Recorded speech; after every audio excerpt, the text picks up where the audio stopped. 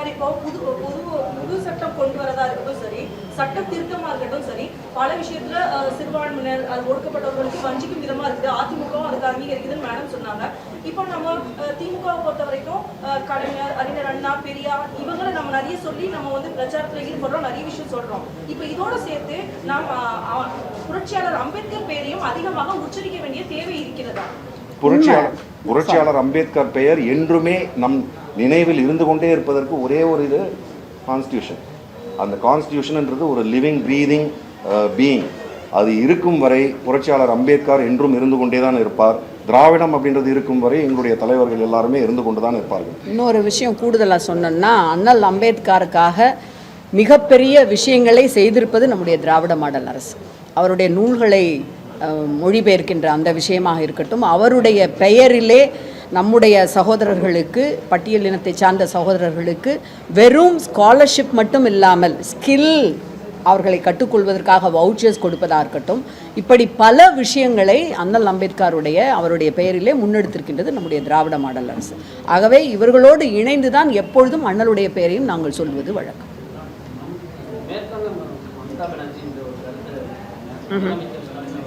பாஜகவோடு ரகசிய ஆளுநர் அங்கத்த ஆளுநரை மேற்கொள்ளக்கூடிய திறமையான அதிகாரிகளை தமிழ்நாட்டுக்கு மாற்றிக்கிட்டாங்க அப்படிங்கிற மாதிரி ஒரு குற்றச்சாட்டு.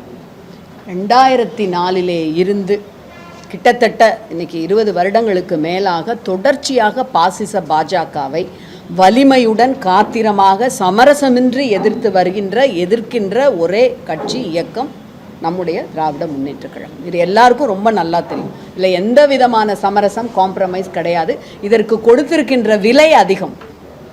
எந்த திட்டங்களும் இப்போ நீங்கள் சொல்ல போனீங்க அப்படின்னா, இந்த மெட்ரோ திட்டத்திலேருந்து நமக்கு வர வேண்டிய பேரிடர் நிதி வரல, சமக்ர சிக்ஷா அபியான் திட்டத்திற்கான நிதி உதவி வரல, ஜல்ஜீவன் திட்டத்திற்கான நிதி உதவி வரல, குடிநீர் இணைப்பு திட்டத்திற்காக வரல, இப்படி நான் அடுக்கிக்கிட்டே போகலாம்.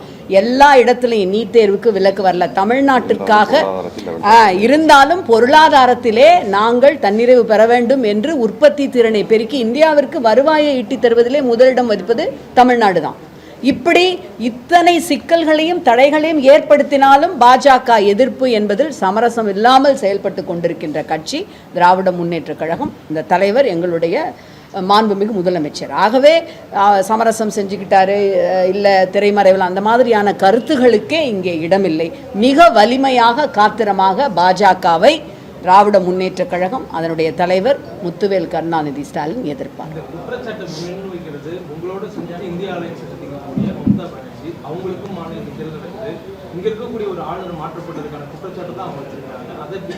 இல்லை, ஆளுநர்கள் அதிகாரிகள் மாற்றப்படுவது என்பது எங்களுடைய டிஜிபி கூட தான் இப்போ மாற்றிருக்கிறாங்க.